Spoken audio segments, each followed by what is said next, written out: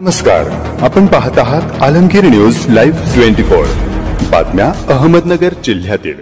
ज्ञानरत्नाच्या राष्ट्रीय शिखर पुरस्कारांनी 40 जण सन्मानित। अहमदनगर कल्याण ठाणे येथील ज्ञानरचना सोशल फाउंडेशनच्या वतीने विविध क्षेत्रातील 40 जणांना राष्ट्रीय शिखर नॅशनल पिनॅकल अवॉर्ड 2024 या पुरस्काराने सन्मानित करण्यात आले।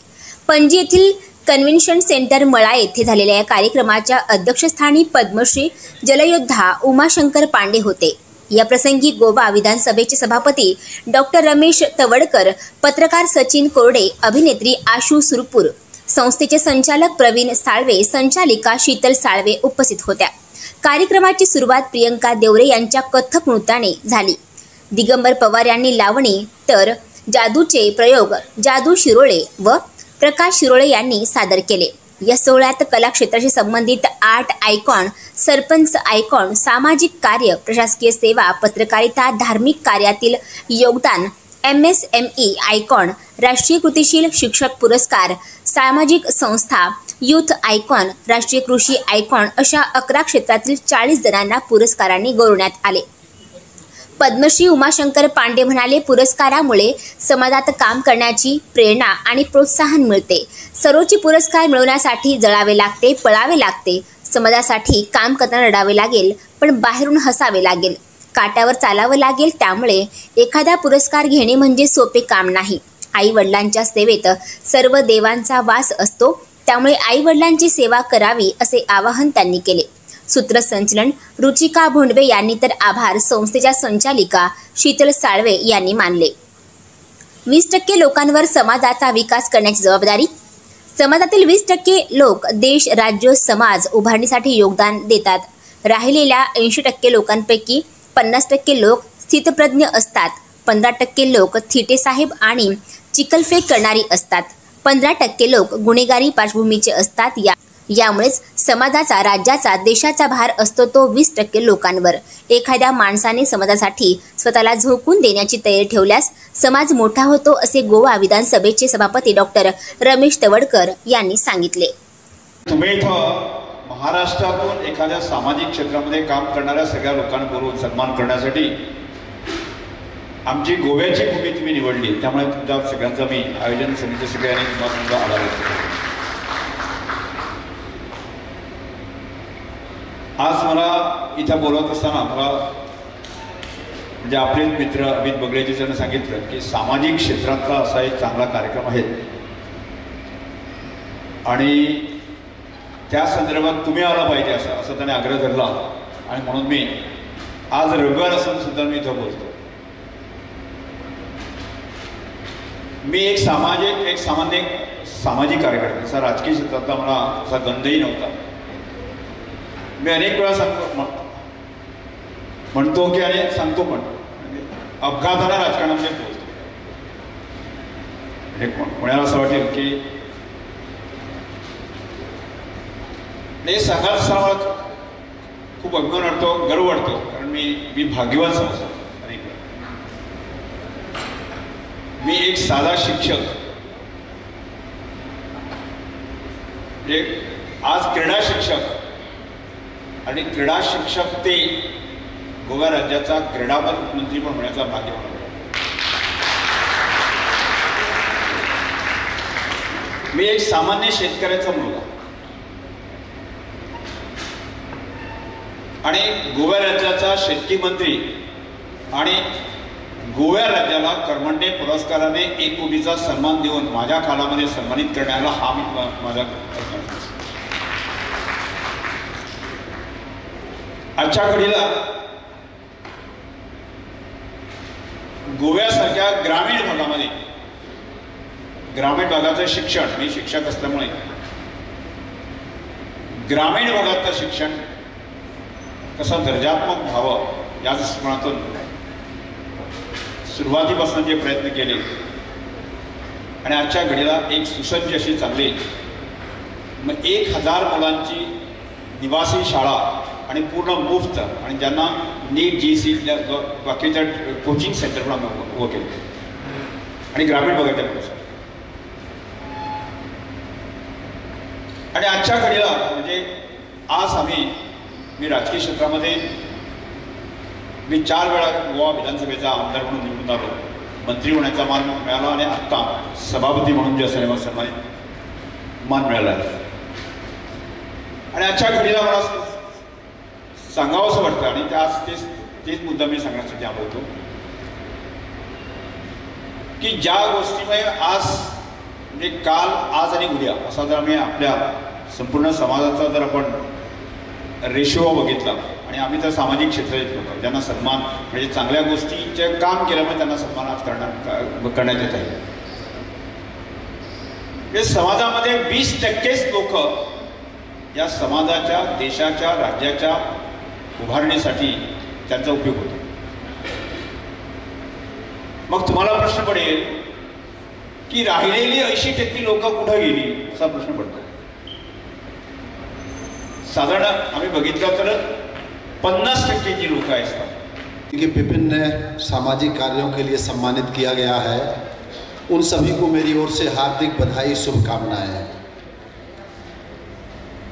मैं धन्यवाद देता हूं भाई प्रवीण जी को, भाई अनिल जी, जिनके कारण मुझे यहाँ आने का अवसर मिला. मेरे मित्र पद्मश्री पोपटराव पवार जी ने मुझे यहाँ आने के लिए कहा और मैं आपके बीच में, प्रवीण जी और सचिन जी, आप एक अच्छे, अनिल जी पत्रकार हैं और जो विषय का मैं जानकार हूँ उस विषय पे आप जरूर लिखेंगे. मैं पानी पे काम करता हूँ और प्रवीण जी आपने पूरे महाराष्ट्र की जो माला है उसको बना करके एक जगह इकट्ठा किया है और इन प्रतिभाओं के दर्शन हुए हैं. मैं आप सबका आभार व्यक्त करता हूँ. सम्मान से काम करने का हौसला बढ़ता है.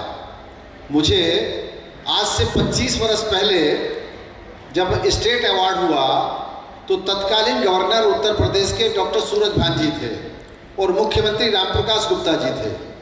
जब राज्यपाल पुरस्कार दिया तो उन्होंने 3-4 बातें कही जो मुझे आज भी याद हैं. उनमें से उन्होंने कहा कि राज्यपाल जी के 4 काम होते हैं. पहला काम, जो जनता जिनको चुनती है उनको मुख्यमंत्री बना देना, शपथ करा देना. दूसरा काम है न्यायाधीश, जो राज्य का मुख्य न्यायाधीश है, राष्ट्रपति जी जिसको चुन बनाए उनको शपथ करा देना. तीसरा काम है प्रदेश की जो प्रतिभाएं हैं उनको सम्मानित करना. और चौथा काम है राज्य सरकार के माध्यम से जो अच्छा काम करते हैं उनको राज्यपाल पुरस्कार देना. लेकिन दुख मुझे है कि राज्यपाल पुरस्कार प्राप्त करने वाले व्यक्ति बहुत सारे पुरस्कार फाइल में दब जाते हैं तो शायद ये मकान नहीं बनता. तो जो मकान पानी बेजान को भी जोड़ता है, इसलिए रहीमन पानी राखिए बिन पानी सब सून, पानी गए नोबरे मोती मानुष चून. पानी गेरा बुदबुदा आसमान उसकी जात, कबीर जी कहते हैं. तुलसी कहते हैं 5 तत्व से बना शरीरा चित जल पावक गगन जीरा. ये गजानन की भूमि है महाराष्ट्र, तिलक की भूमि है महाराष्ट्र, टुकड़ोजी महाराज की भूमि है महाराष्ट्र, शिवाजी की भूमि है महाराष्ट्र, बाजीराव पेशवा की भूमि है महाराष्ट्र. महाराष्ट्र सामान्य भूमि नहीं है. महाराष्ट्र भारत का सर है, ताज है. भारत परतंत्रता के बाद स्वतंत्रता का बिगुल अगर किसी ने बजाया है और प्राणों की आहुति दी है तो महाराष्ट्र है सबसे पहले. हमने देखा है आचार्य विनोबा भावे जो भूदान के प्रेरणा थे, मैं उनका शिष्य रहा हूं. नानाजी देशमुख जो भारत रत्न हैं, उनके चरणों पे मैंने काम सीखा है. मैंने विनोबा भावे के दर्शन किए हैं. मैं आज आपसे कहना चाहता हूं, तमाम लोग समाज में काम करने के लिए आगे नहीं आ रहे. आप सब कर्मवीर हैं. मैं तो प्रवीण जी आपको धन्यवाद देता हूं. आप सब प्रवीण जी को ताली बजाइए. प्रवीण जी खड़े होइए. आप इनका स्वागत करें. इनकी पत्नी है, इनके लिए ताली बजाइए. जो समाज में काम करता है, वो समाज सेवा करता है, उसका परिवार बहुत दुखी रहता है, बहुत दुखी रहता है. उसके घर में वो घर आता नहीं. उसका घर में उसके बच्चे, जब मुझे पद्म सम्मान मिला तो मैं वहां से गृह मंत्रालय से कहा गया कि आप पत्नी को लेकर के आइए. तो मैं तो एक सेकंड स्लीपर में मैंने रिजर्वेशन कराया कि मुझे जाना है, तो उन्होंने कहा नहीं जहाज में आप आइए। तो क्यों? उन्होंने कहा कि आपके साथ 33 वर्ष तक जिस लड़की ने काम किया, सहयोग किया, उसने कोई सुख नहीं भोगा होगा। और मेरा बेटा, मैंने उससे कहा सामाजिक काम करो, बोले हम नहीं करेंगे। मैंने कहा क्यों? बोले पापा आप हमको बचपन से किसी होटल में भोजन कराने नहीं ले गए, आप हमें स्कूल में कभी लेने नहीं आए, हम कभी गाड़ी से नहीं गए हैं, हमारे साथ के लड़के कार से आते जाते थे, अच्छे होटल में रहते थे, अच्छे कपड़े पहनते थे, आपने कभी हमको सुविधाएं नहीं दी। मैं तो चार्टर्ड अकाउंटेंट बनूंगा, सीए करूंगा या अच्छा वकील बनूंगा। उसने एलएलबी की, एलएलएम किया और प्रैक्टिस शुरू की। क्यों नहीं बने? गांधी के परिवार के, महात्मा गांधी का उत्तराधिकारी कोई गांधी क्यों नहीं बन पाया? बहुत कठिन व्रत है सेवा का। पत्रकारिता सामान्य नहीं है, आहुति देनी पड़ती है, सेवा में आहुति देनी पड़ती है। हाँ, जो ताली आपको यहां मिली है और जो आपको सम्मान मिला है, ये तो बहुत थोड़ा है।